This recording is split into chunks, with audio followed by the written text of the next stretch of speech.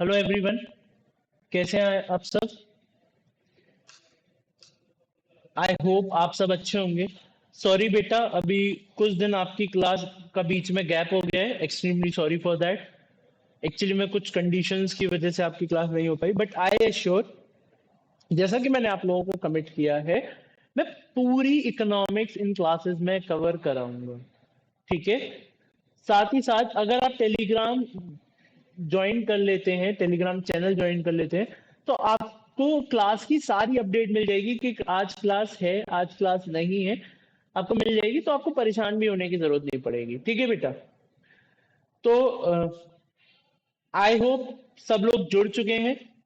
जो लोग अभी तक नहीं जुड़े हैं, प्लीज आप उन्हें शेयर कर दीजिए वीडियो को, ताकि वो ज्वाइन कर सकें और हम क्लास को कंटिन्यू कर सकें।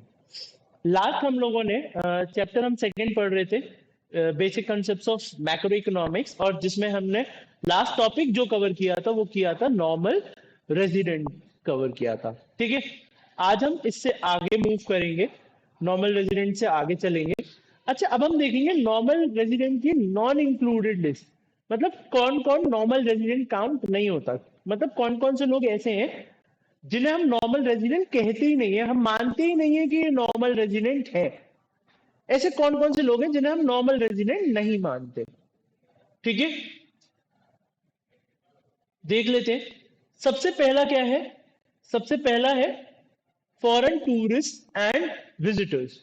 फॉरेन टूरिस्ट एंड विजिटर्स मतलब कोई भी इंसान। अब समझना क्यों हम इनको नॉर्मल रेजिडेंट नहीं बोल रहे, ये भी समझाऊंगा मैं। फॉरेन टूरिस्ट एंड विजिटर्स, मान लो कोई अमेरिकन, कोई अमेरिकन मेरे यहाँ आ रहा है। ठीक है, मतलब मेरे यहाँ मतलब इंडिया में आ रहा है। कोई भी अमेरिकन कहाँ आ रहा है? इंडिया में आ रहा है। और इंडिया में आकर वो क्या कर रहा है? यहाँ रह रहा है। तो यहाँ पर क्या कर रहा है वो? रह रहा है। अब इंडिया में आकर वो रह रहा है, तो मतलब उसका स्टे तो इंडिया में है, डोमेस्टिक टेरिटरी में है। हो सकता है वो 12 महीने से ज्यादा रुक जाए, तो ऑर्डिनरी रेजिडेंट भी वो बन गया। अच्छा, अब वो स्पेंड भी कर रहा है इंडिया में पैसे, बट क्या वो इंडिया में पैसे अर्न कर रहा है? नहीं। क्या वो इंडिया में पैसे बचा रहा है, एक्यूमुलेट कर रहा है? नहीं। हमने पढ़ा था नॉर्मल रेजिडेंट सारी कंडीशन फुलफिल होनी चाहिए। कोई भी एक कंडीशन अगर फुलफिल नहीं होगी तो वो नॉर्मल रेजिडेंट की कैटेगरी में नहीं आएगा। मतलब अगर ये 12 महीने से ज्यादा रुक भी जाए तो ये ऑर्डिनरी रेजिडेंट बन जाएगा। सेंटर ऑफ इकोनॉमिक इंटरेस्ट मतलब मेरी डोमेस्टिक टेरिटरी में रहना चाहिए।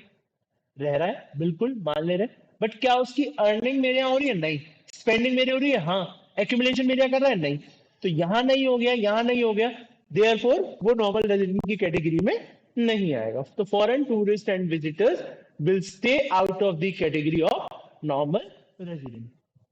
दूसरा आता है foreign staff of embassy, official, diplomats, members of arm forces of a foreign country located in given country. मान लो इंडिया, मान के चलो ये मेरा इंडिया है, और इंडिया में कोई पाकिस्तान की एम्बेसी है।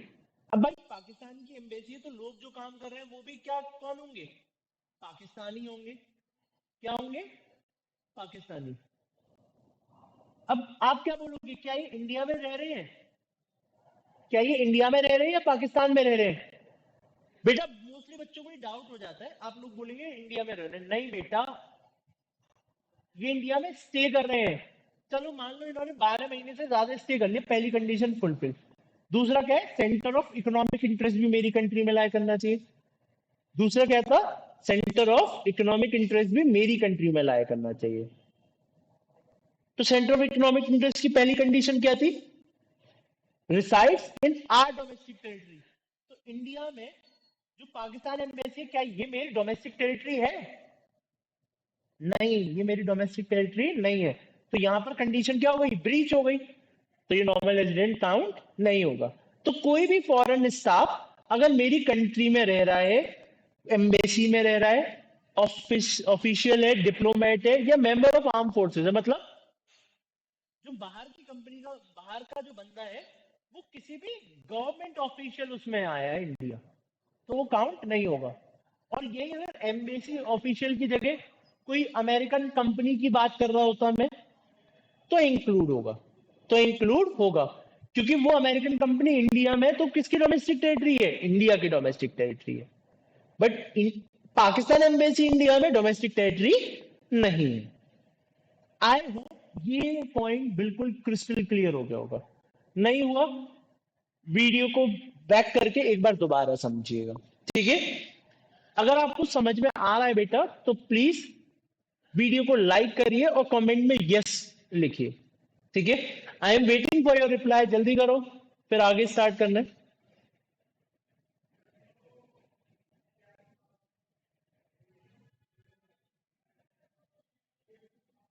चलिए, third point, international organisation.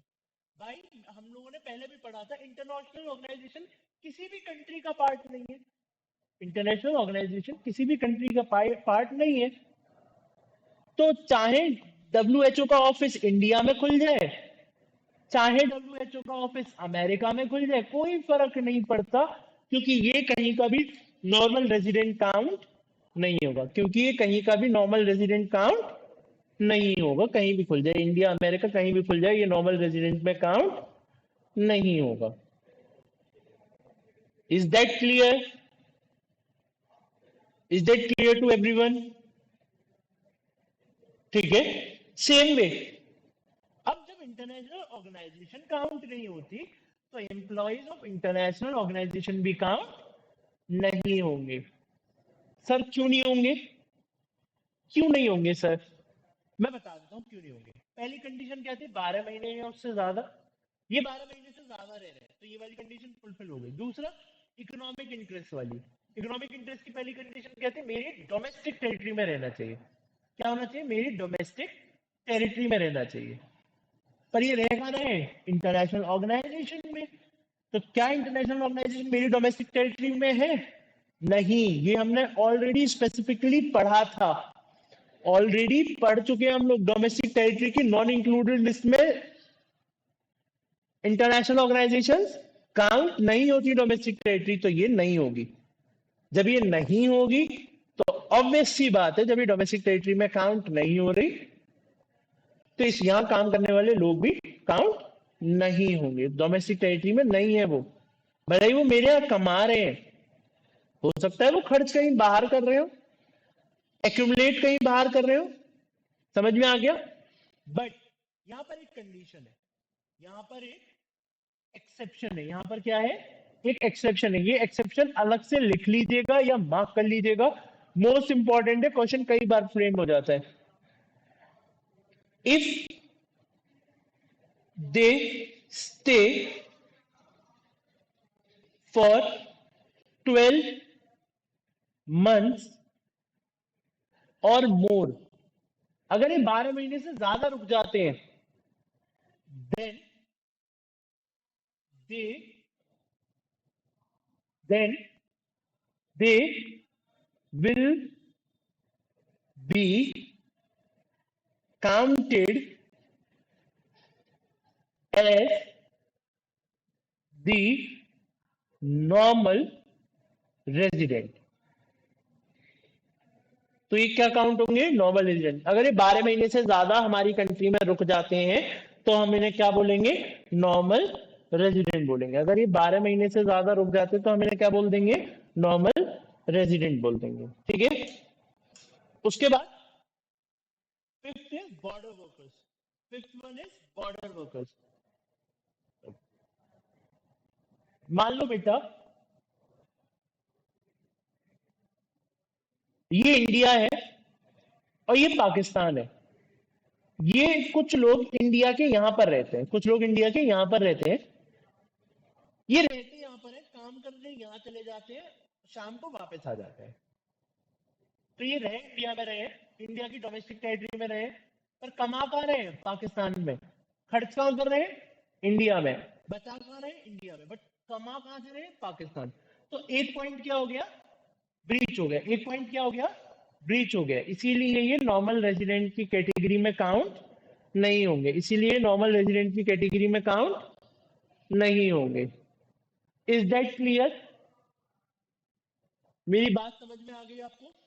Last one is crew members of foreign vessel commercial travellers. भाई जो क्रू मेंबर्स है ये कहीं एक जगह रुकते थोड़ी ना है कि 6 6 महीने पानी में रहते हैं। तो हम कैसे पता लगाएं कि किस कंट्री में रुक रहे हैं और कैसे इनका स्टे 12 महीने होगा? जब ये 12 महीने मेरे रुक ही नहीं रहे, स्टे ही नहीं कर रहे, तो ये काउंट होंगे भी नहीं।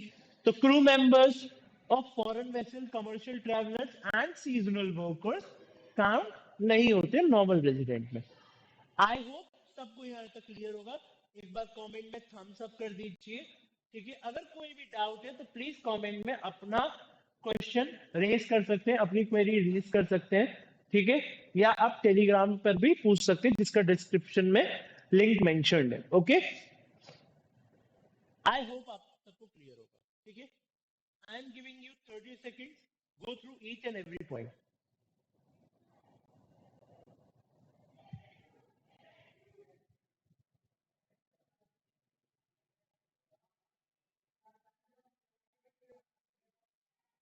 चलिए बच्चे आगे स्टार्ट करते हैं।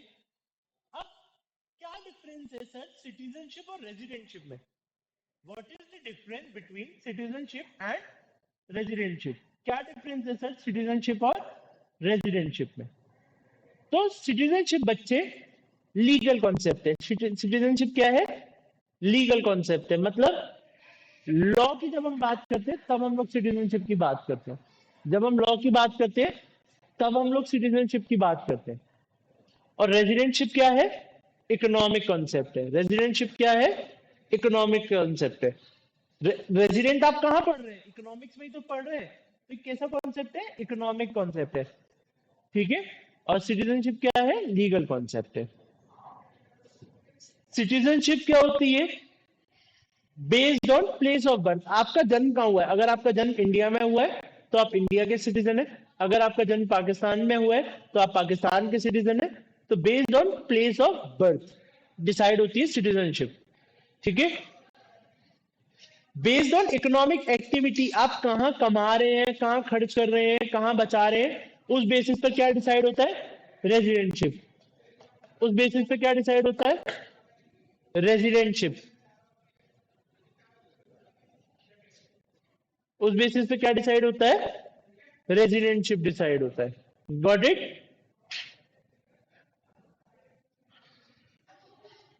कोई दिक्कत यहां तक?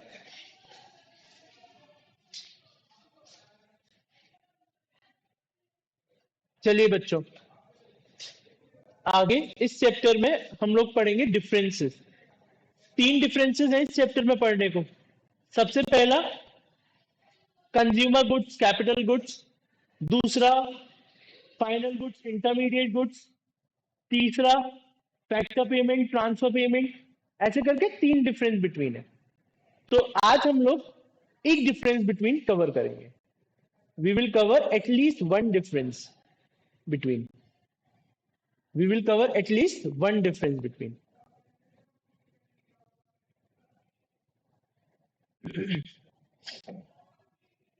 चलिए आज हम जो डिफरेंस कवर करने वाले हैं that is factor income and transfer income. अच्छा, फैक्टर इनकम क्या होती है उससे पहले बात कर लेते हैं फैक्टर्स ऑफ प्रोडक्शन क्या होते हैं। फैक्टर्स ऑफ प्रोडक्शन क्या होते हैं? तो फैक्टर्स ऑफ प्रोडक्शन वो चीज है जो प्रोडक्शन करने में हेल्प करते हैं या जिनसे प्रोडक्शन पॉसिबल है, इनके बिना प्रोडक्शन हो ही नहीं सकता। Land, labour, capital and entrepreneur. Land, labour, capital, entrepreneur. अच्छा, अगर कोई मेरे को लैंड दे रहा है अपना यूज करने को तो मैं उसको क्या देता हूँ? रेंट देता हूँ। अगर कोई मेरे को लेबर की तरह काम कर रहा है मेरे, तो मैं उसको क्या देता हूँ? वेजेस देता हूँ। कोई एज अ कैपिटल पैसे इन्वेस्ट कर रहा है तो मैं उसको क्या पे करता हूँ? इंटरेस्ट पे करता हूँ। और कोई मेरे एंटरप्रेन्योरशिप सर्विसेज दे रहा है तो मैं उसको क्या देता हूँ? प्रॉफिट देता हूँ। तो ये चीज जो है ना इन रिटर्न मिल रही है, ये क्या है? Factor income. क्या है? Factor income. मतलब ये पैसे इसके लिए मुझे काम करना पड़ रहा है। ये पैसा मुझे कब मिल रहा है? जब मैं काम करूंगा। ये पैसा कब मिल रहा है? जब मैं काम करूंगा। वहीं ट्रांसफर इनकम क्या होता है? इस पैसे के लिए मुझे कोई काम नहीं करना पड़ता। मान लो old age pension. Old age pension मतलब बूढ़े होने पर एक पेंशन मिल रही है। तो क्या बूढ़े होने के लिए मैंने कोई काम किया था? क्या मैंने कोई एफर्ट किए थे कि मैं बूढ़ा हो जाऊं? नहीं ना, कोई काम बिना काम करे जो पैसे मिल रहा है दैट इज ट्रांसफर इनकम। मान लो स्कॉलरशिप। स्कॉलरशिप स्कॉलरशिप क्या है? भाई मुझे पैसा दिया सरकार ने पढ़ने के लिए, तो क्या इसके बदले मैंने सरकार का कोई काम किया था? नहीं। स्कॉलरशिप फ्री में मिली है। तो फैक्टर इनकम जिसके लिए मैं काम कर रहा हूँ और ट्रांसफर इनकम जिसके लिए मैं काम नहीं करता। मीनिंग देख लेते हैं। It refers to the income receive by, किसको मिलती है इनकम? फैक्टर्स ऑफ प्रोडक्शन को मिलती है। क्यों? क्योंकि इन्होंने कुछ फैक्टर सर्विसेज दिए, इन्होंने कुछ फैक्टर सर्विसेज दिए, इन्होंने कुछ काम किया तब इन्हें पैसे मिले।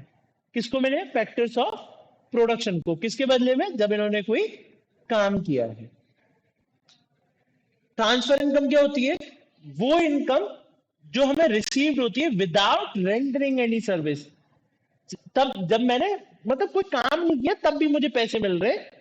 कोई प्रोडक्शन प्रोसेस में मैंने कोई काम नहीं किया, दैट इज ट्रांसफर इनकम। ठीक है। तो देखो ये पैसे कब मिले? मैंने काम किया, मतलब इन इस पैसे को करने के लिए मैंने काम किया, इस पैसे को कमाने के लिए मैंने काम किया। तो अर्न किए मैंने, इनकम क्या करिए? अर्न करिए। तो ये कैसा कॉन्सेप्ट है? अर्निंग कॉन्सेप्ट है। कैसा कॉन्सेप्ट है? अर्निंग कॉन्सेप्ट है। और केवल यहाँ पे पैसा मिल रहा है, मैंने कोई मेहनत नहीं करी, कोई काम नहीं किया। तो ये कौन सा कॉन्सेप्ट है? रिसिप्ट कॉन्सेप्ट है।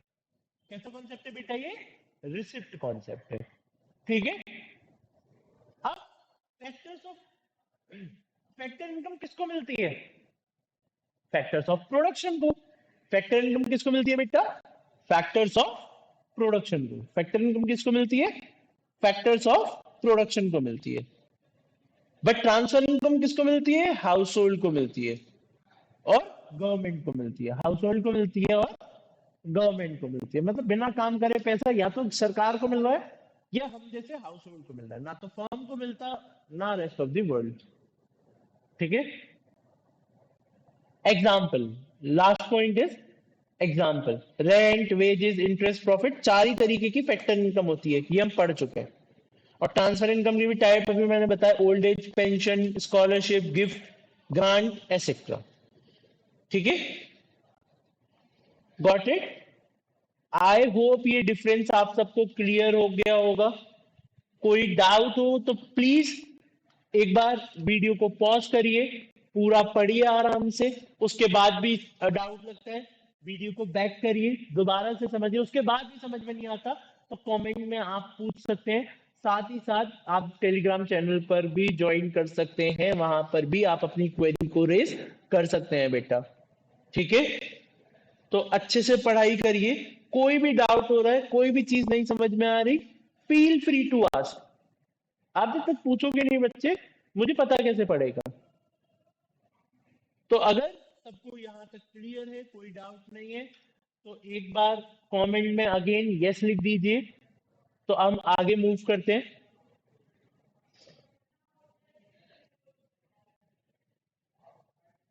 बहुत अच्छे बच्चे हो तुम लोगों को डाउट होगा नहीं, है ना? कितने अच्छे बच्चे हैं देखो।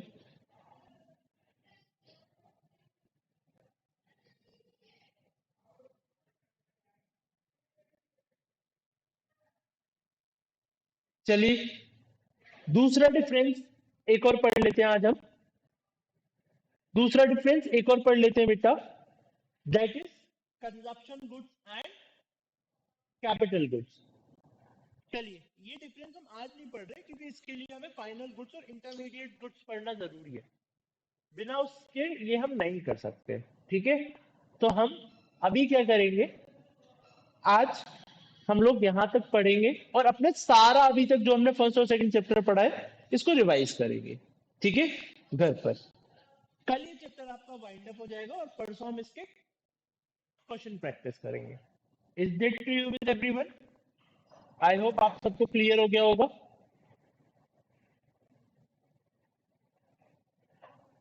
ठीक है बेटा, अगर आपको क्लास अच्छी लग रही है तो प्लीज लाइक करिए, ज्यादा से ज्यादा शेयर करिए। अगर आपने अभी तक सब्सक्राइब नहीं किया है तो प्लीज सब्सक्राइब कर लीजिए, ठीक है, ताकि आपको पता पड़ता रहे क्लासेस के बारे में। ठीक है, चलिए आज की क्लास यहीं ओवर करते हैं। Till then, bye bye, take care and have a good day.